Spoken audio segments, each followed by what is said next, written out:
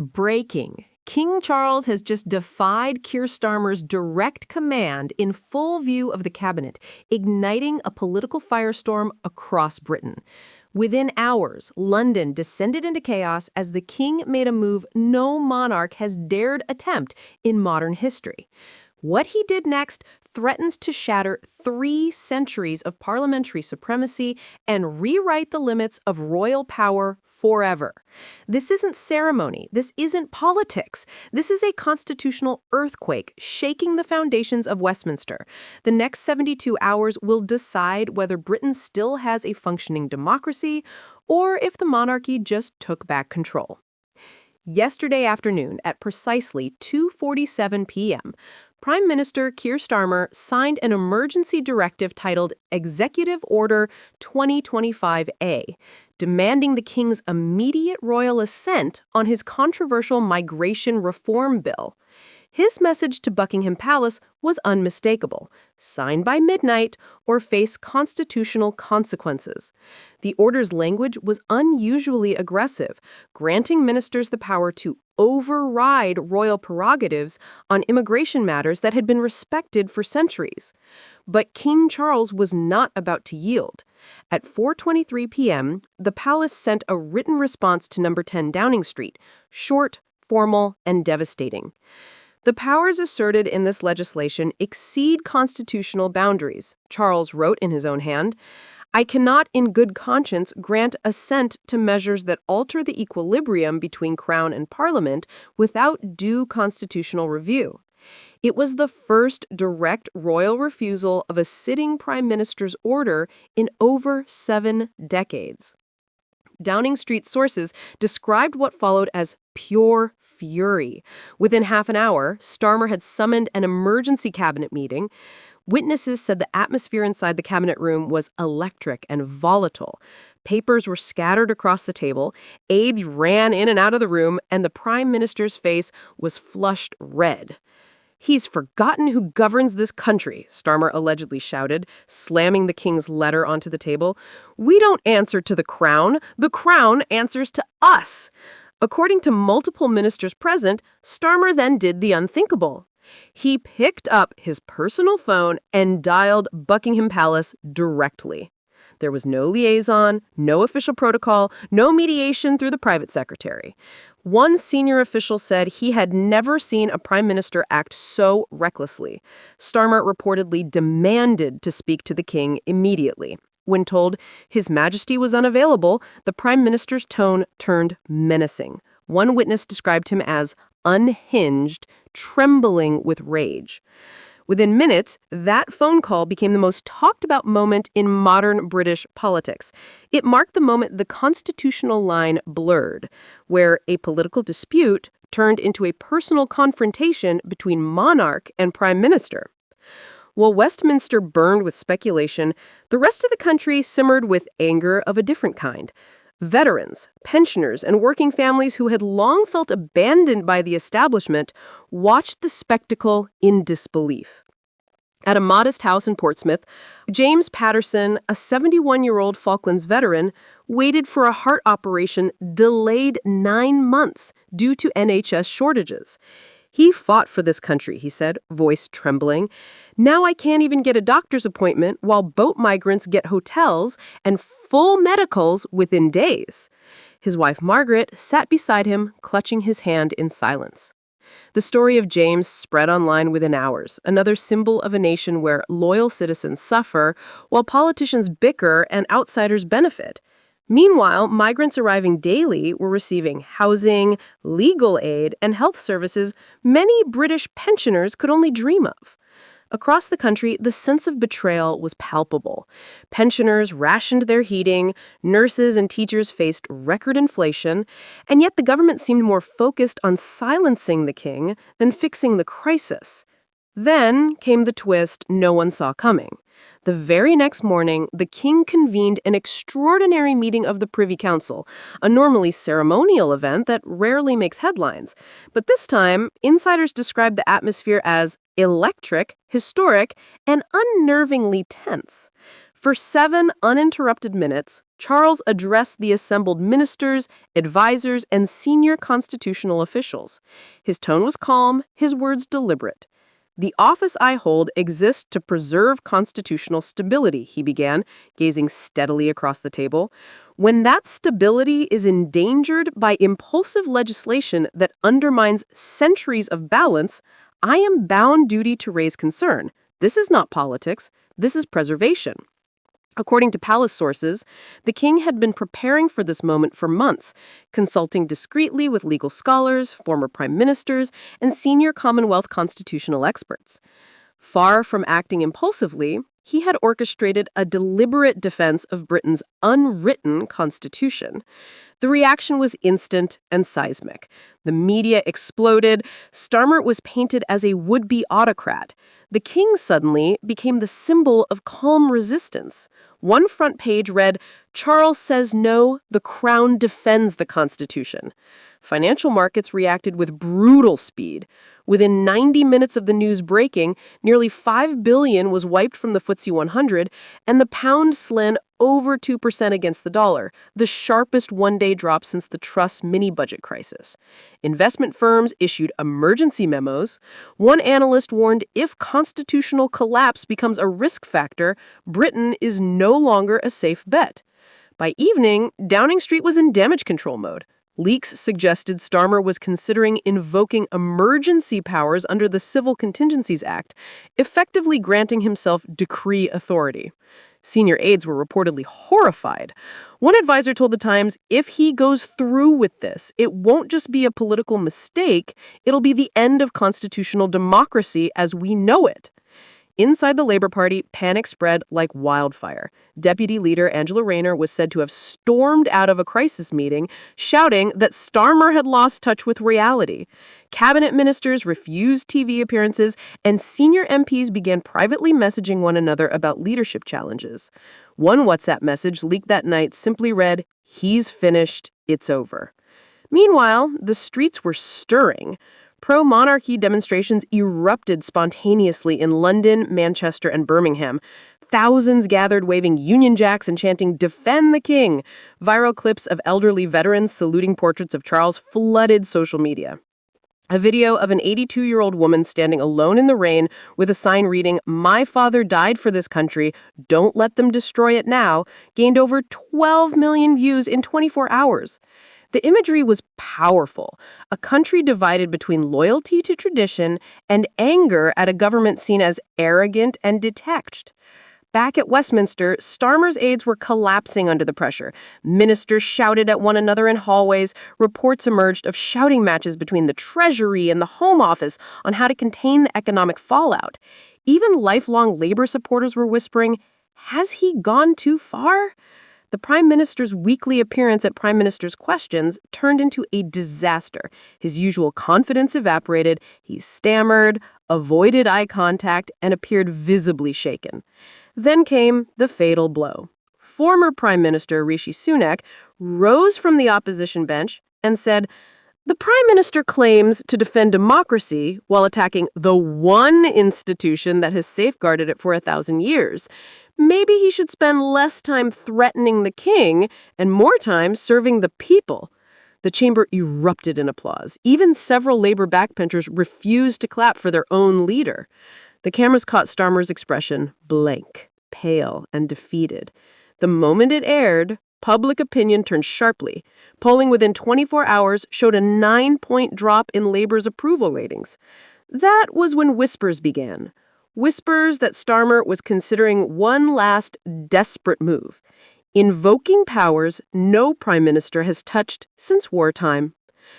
A constitutional showdown had become a full-scale political implosion. Britain was staring down the greatest crisis of governance since the abdication of 1936. By dawn the next morning, Westminster resembled a fortress under siege. Police cordons surrounded Downing Street, reporters camped outside Buckingham Palace, and the words "constitutional meltdown" dominated every front page in the country. Britain had not seen a crisis of this magnitude in living memory. Inside Number 10, the Prime Minister held what aides described as the longest night of his political life.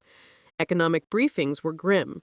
Overnight trading saw the pound tumble further, prompting emergency consultations between the Bank of England and Treasury officials.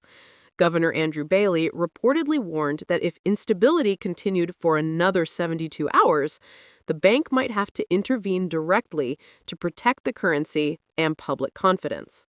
By 8 a.m., major investment banks, Goldman Sachs, Morgan Stanley, and Barclays, issued synchronized warnings labeling Britain a constitutional risk state. The label alone was enough to scare off billions in foreign capital. The FTSE slid another 2% before the markets even opened in London. Labour MPs woke up to a political earthquake. Constituency offices were flooded with thousands of furious emails. Donors began quietly withdrawing support. One senior strategist described it bluntly. It's no longer a government crisis, it's a credibility crisis. At midday, the situation took another shocking turn.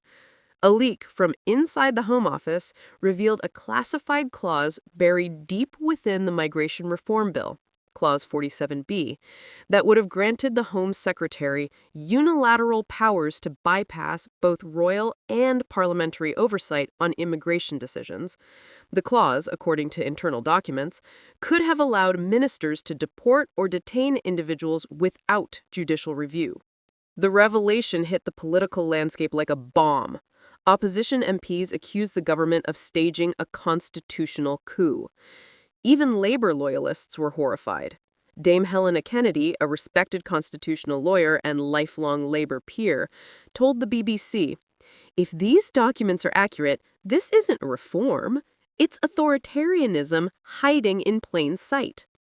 Within hours, social media exploded. Hashtag Stop47B, hashtag Defend the King, and hashtag Resign Starmer trended globally. A spontaneous wave of protests erupted across London, Manchester, and Edinburgh. Outside Parliament, crowds chanted, "God save the King," while others carried placards reading, "Our Constitution is not for sale." By sunset, what began as political unrest had turned into a full-blown national uprising. Pensioners, veterans, students, and even lifelong Labour voters poured into the streets. British flags blanketed Trafalgar Square. The image of an elderly woman kneeling before a portrait of King Charles went viral overnight, racking up 12 million views on X and Instagram. The caption read simply, "He's the last one standing for us." In private, cabinet members were in open rebellion. The Chancellor, Rachel Reeves, was overheard telling aides that the Prime Minister had torched 300 years of constitutional order in 1 week. Home Secretary Yvette Cooper reportedly held an emergency security briefing lasting 4 hours, though insiders said it looked more like a leadership plotting session. Leaked WhatsApp screenshots painted a picture of total collapse. One message from a senior Labour MP read, "He's finished. The only question is whether we move tonight or wait for the vote." Another read, "If he stays another week, Reform UK will take Downing Street by Christmas." The cracks widened by the hour. During that evening's Prime Minister's questions, Starmer's confidence had vanished entirely. He stuttered through rehearsed lines, dodged questions about the King, and visibly trembled at the mention of Clause 47B. Then, the final blow came from across the aisle. Former Prime Minister Rishi Sunak rose again, calm, collected, and deliberate. He delivered the single devastating sentence. The Prime Minister who sought to bully his monarch now finds himself bullied by his conscience and by the country that remembers who truly serves whom. The chamber erupted in cheers. Labour benches sat in stunned silence. By the time Starmer returned to his office, his government was in free fall. Overnight polling by YouGov revealed Labour's support had collapsed to 24%, down 9 points in 2 days. The Conservatives held 31, but the real shock was Reform UK, soaring to 27%, its highest number in British history. At a rally in Birmingham, Nigel Farage stood before a roaring crowd of 4,000 supporters waving Union Jacks. "They call me extreme," he said, his voice echoing across the hall, "but I'm not the one attacking our king. I'm not the one tearing apart our Constitution. I'm the one defending what it means to be British." The applause lasted almost 2 full minutes. Reform's website reportedly crashed 3 times in one night from an avalanche of new membership applications.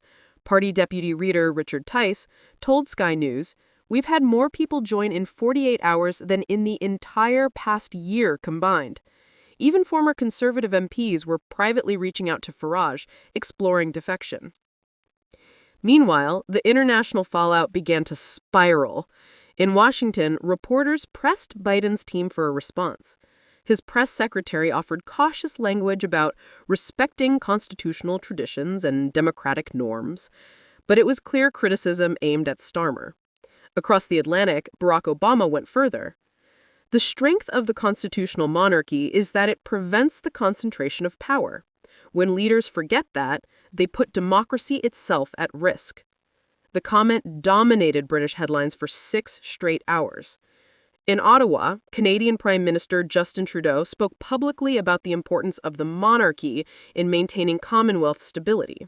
In Australia, opposition leader Dutton called Starmer's actions an embarrassment to every Commonwealth democracy.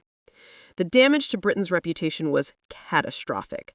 The pound continued to slide, credit agencies began whispering about possible downgrades, business confidence plummeted to record lows. The Economist ran a cover titled "Britain in Breakdown." Inside Downing Street, despair had replaced denial. Starmer's inner circle argued over strategy. Some urged him to issue an apology and step back. Others warned that any concession would look like surrender to the crown. One aide reportedly told him, "You can't win against the king. He's not a politician. He's an institution." But Starmer was already cornered. The calendar offered no mercy. Tuesday, emergency parliamentary session and possible confidence vote. Wednesday, the King's annual address to Parliament, expected to draw global attention. Thursday, the royal assent deadline for 3 major bills. And Friday, 4 critical by-elections, each one a potential referendum on Starmer's leadership. Labour insiders whispered that if the Prime Minister lost even one of those votes, the knives would come out by Friday night, and the public could feel it. In pubs, cafes, and train stations, the conversation was the same. Has the government lost control? Has the king saved the Constitution? By the week's end, the political map of Britain looked unrecognizable. Reform UK surged past Labour in multiple red wall constituencies. Conservative strongholds began fracturing. Commentators called it the silent revolution of the British heartland. As one political analyst put it, "We are watching history unfold, the moment the old order collapsed under the weight of its own arrogance." In just 5 days, a single act of royal defiance had detonated 3 centuries of political certainty. And at the center of it all stood 2 men. One, a monarch who refused to bend. The other, a prime minister who refused to back down. The outcome would define Britain for generations to come. By dawn, Britain no longer felt like Britain. The sun rose over a city gripped by uncertainty. Ministers vanishing from public view. Palace couriers shuttling sealed letters through back entrances, and armed police doubling their presence around Westminster and Buckingham Palace. Every whisper, every movement, every statement now carried constitutional weight. This was no longer just a disagreement between monarch and prime minister. It was a slow-motion collision between 2 centers of power, one elected, one eternal. At 6:42 a.m., a convoy of unmarked cars pulled into Downing Street. Sources described it as an emergency continuity meeting, attended only by Starmer's inner circle and national security advisors. Phones were confiscated at the door. What was discussed remains officially undisclosed, but leaks later claimed that contingency plans were floated, from suspending parliamentary sessions to enacting limited executive measures under the Civil Contingencies Framework. According to one aide, the mood was apocalyptic. Another said Starmer appeared tired, furious, and convinced history would vindicate him. Meanwhile, Buckingham Palace moved with quiet precision. Senior couriers briefed the press in carefully chosen language. The sovereign remains guided solely by constitutional principle. This was the most pointed statement from the palace in decades, a signal that Charles would not yield. And within hours, international markets reacted violently. The FTSE 100 opened with its sharpest fall since the mini-budget disaster of 2022. The pound plummeted against the dollar. Analysts on Bloomberg described it as constitutional contagion. Morgan Stanley downgraded UK government bonds, warning of sustained political instability. And in trading rooms across the world, a single phrase appeared on terminals: UK government at risk. The panic wasn't just economic, it was psychological. For 3 centuries, Britain's greatest export had been stability. Suddenly, that illusion was cracking. At 11:05 a.m., the Speaker of the House received a formal notice. An emergency session would convene the next morning. MPs from both parties flooded Westminster, corridors buzzing with whispers of rebellion. Labour backbenchers were no longer asking if they should move against the Prime Minister, only when. Inside the palace, Charles was said to be in constant consultation with constitutional experts, the same advisors who once served his mother. According to dramatized insider accounts, he was calm, meticulous, and resolute. His message was simple: the crown is not an ornament, it is a safeguard. Across the nation, protests multiplied. Trafalgar Square overflowed with royalists waving Union Jacks and chanting, "Defend the King." At the same time, counter-protests formed outside Parliament, accusing the monarchy of overreach. Police lines separated chanting crowds as television cameras broadcast every confrontation. By evening, Britain looked divided in a way it hadn't in living memory. In this dramatized timeline, a single moment crystallized the crisis.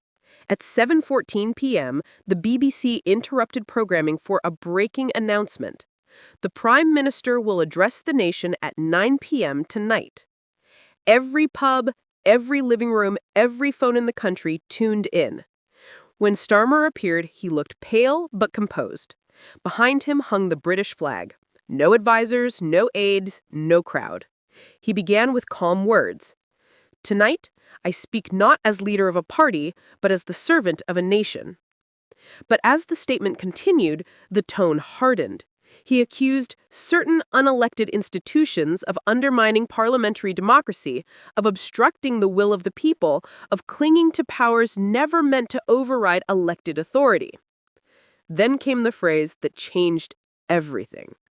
No one, not even the crown, stands above the elected government of this realm. In living rooms across the country, jaws dropped. For monarchists, it was sacrilege. For his supporters, defiance. For historians, it was a line Britain had not heard since the 17th century. The following morning, the fallout was instantaneous. Tabloids exploded with headlines, "PM declares war on monarchy." The Times wrote, "Charles faces his greatest test." The Guardian, cautiously balanced, asked, "Can democracy and monarchy coexist in 2025? But it wasn't just the press. Military veterans, church leaders, and former prime ministers began releasing statements of concern. A televised interview with a retired general went viral when he was asked whether the armed forces would ever intervene in a constitutional dispute. His answer: "We swear allegiance to the king, but we serve the nation." That's a question nobody ever wanted to answer out loud. By midday, social media turned into a digital battlefield. Hashtags Defend the King and hashtag Democracy First trended side by side. TikTok flooded with emotional montages. The Queen's funeral juxtaposed with Starmer's speech.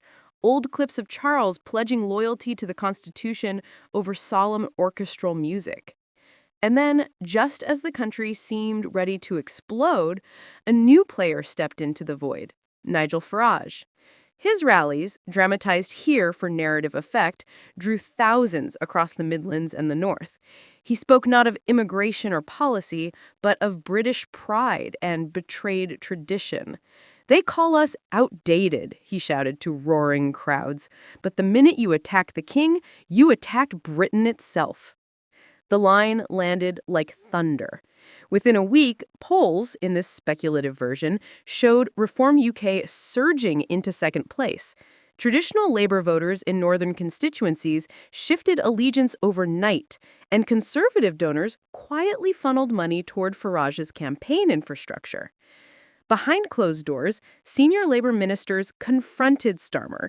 Leaked minutes from a dramatized cabinet meeting capture the tension. We've lost the moral argument, the economic argument, and the public. What's left? One aide reportedly replied, "All that's left is survival."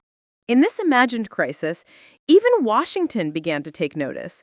The White House released a measured statement calling for constitutional dialogue and respect for institutional boundaries. Former U.S. President Obama was less diplomatic. Constitutional monarchy, at its best, prevents power from consuming itself. Undermining that balance isn't progress, it's peril. By Friday, the pound had fallen another 1.8%. Protests spread to Edinburgh and Cardiff. The Bank of England announced market stabilization measures, and rumors circulated of an early general election. But the breaking point came that weekend, when leaked documents revealed the existence of a secret clause in the migration reform bill. Clause 47B, as the files allegedly showed, would have allowed the Home Secretary to bypass both parliamentary and royal oversight on key immigration rulings. The revelation hit like thunderclap. Every news anchor said the same thing. This wasn't just a bill, it was a power grab. For the first time since the standoff began, the public mood shifted decisively. Starmer's approval ratings collapsed. Labour MPs began defecting, and even allies who once defended him publicly fell silent. By Sunday night, the nation held its breath. Reports suggested that a confidence vote was being planned, not by opposition parties, but from within his own ranks. Meanwhile, the king prepared for a televised address, one that, according to palace insiders, would speak not as ruler, but as guardian. No one knew what that meant, but everyone understood the weight. Britain stood at the edge of something unthinkable, a constitutional reckoning not seen since the English Civil War. And as Big Ben struck midnight, one phrase echoed through the country, from newsrooms to living rooms to the halls of power itself. What happens next could decide the future of the monarchy and the soul of Britain itself. So here's the question that Britain can't stop asking. Did Keir Starmer just end his own career by taking on the crown? Or did King Charles just remind the world that the monarchy still stands guard when politicians lose their way? What happens now? Does Starmer walk before he's pushed? Or do furious Labour MPs move first? Does Charles go silent and let history judge him? Or does he act again and cement his legacy as the monarch who saved the Constitution? And what about Nigel Farage? Is he just capitalizing on chaos? Or could he actually be the next Prime Minister of Great Britain? Tell us what you think in the comments below. We read every single one. And if this showdown between the king and number 10 left you stunned, share this video so the truth spreads faster than Westminster spin. Because while ministers panic, markets tumble, and Britain teeters on the edge, the mainstream outlets stay silent. But we won't. We'll keep exposing the power games, the secret briefings, and the battle for Britain's soul.